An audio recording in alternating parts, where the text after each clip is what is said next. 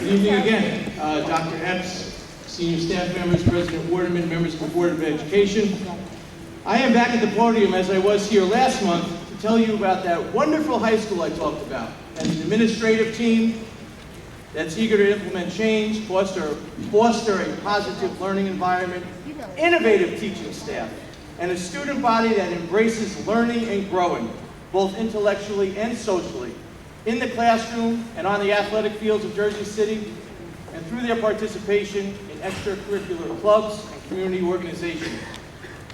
Seniors are gearing up for exit day. Very exciting time. It's the culmination of their high school career, followed by our very formal and extremely classy Lincoln High School exit day luncheon, which for the second year will be held at Michael Anthony's down on the Hudson River.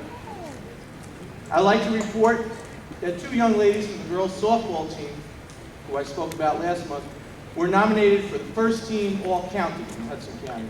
Also, two girls were nominated for second team All-County. We have a young gentleman on the baseball team who was nominated for first team All-County. Last evening, our sports award banquet was held in Lincoln High School, and as expected, it was an overwhelming success. Major League Baseball player Willie Banks, St. Anthony's graduate, son of Jersey City, was up in the cafeteria, stomping around with the kids, shaking hands, giving autographs. Told them of his days with the Yankees, Minnesota Twins, Boston Red Sox, Dodgers, Chicago Cubs, so on and so forth. He dressed the athletes, reminded them that they're students first. Academics always takes precedence over athletics. He stressed what it means to be a model citizen, and most importantly, to listen to your mother. Mr. Thomas Ferrero and Mr. Robert Moriello, both coaches of multiple sports at the school, were the MCs last night. They remarked how astonished the coaches are of opposing teams, Northburg, Glenridge, any suburb you name. How astonished they are that thugs from the hood are not such. Shining examples of young women and young men that are scholars and athletes, represent the best and brightest of Lincoln High School in Jersey City. They are humble, polite ladies and gentlemen. Surely these are not the disrespectful students that you read about in the SIG grant that was written about Lincoln High School.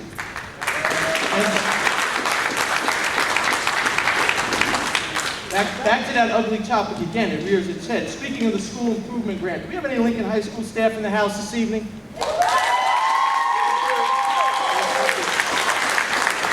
Ladies and gentlemen, I present to you the poisonous staff that has created the toxic learning environment for those disrespectful children from Jersey City. How dare you produce a document like that? It's disgraceful. We take offense at it. The parent council president takes offense at it. And the young ladies and gentlemen who come through the doors every day at Lincoln High School to do the right thing are offended by it. We still can't get a straight answer who authored that document, although I have my suspicions as to who did. Could be the person that was represented at the principal's organization meeting when Mrs. Evans was not allowed to attend. Why were our test scores not publicized? I was told Dickinson, Ferris, Snyder, scores were touted. Not a word about Lincoln High School. I wonder if there's a hidden agenda here. I want to publicly state that those scores are on the rise. Language arts scores went up 17.3%, mathematics 4.8%.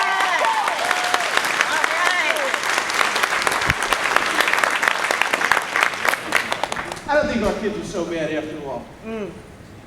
Tomorrow, the Young Ladies Club is hosting a tea, all dressed up with pearls and heels, and they're hosting a tea at Lincoln High School. Mrs. Harrison Arnold is the keynote speaker. I couldn't be prouder. But when the powers that be heard of that, I didn't give you permission to have that tea. You cancel that. That's the norm at Lincoln High School. That's the heavy hand that we're ruled by, as I referenced last month.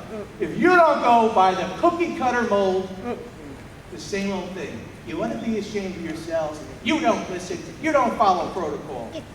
When it was brought to the person's attention that Mrs. Harold Arnold, an esteemed member of this community that I know, Monticello Redevelopment Corp., Duncan Avenue Block Association, a role model, I think it was someone better to come to Lincoln High School and address those ladies, an African-American woman of this community, a woman of action, an attorney. Why would you turn that down? Why did you turn that down? And I'm wrapping up, Mr. Warden. I know my time is up. I'm sorry, I was so enthralled, I didn't realize your time was up. I was so enthralled. Very compelling. Very compelling. I'm sorry, but at this time, I'm sorry, Mr. Grecco. But you know what, I want to say congratulations, though, for your school success. Thank you. I was unaware of that, Mr. Grecco. As many other things you mentioned, but congratulations.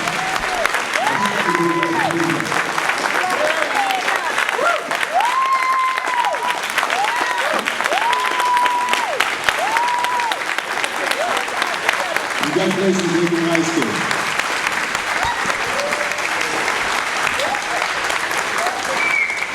Mr. Warden, when you and I spoke last week, I told you I would produce this for you.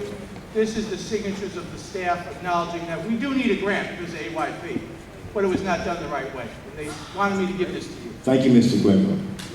All right.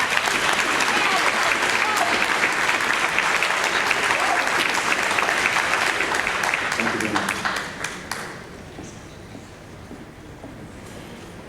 Mr. Berg, Jason Berg.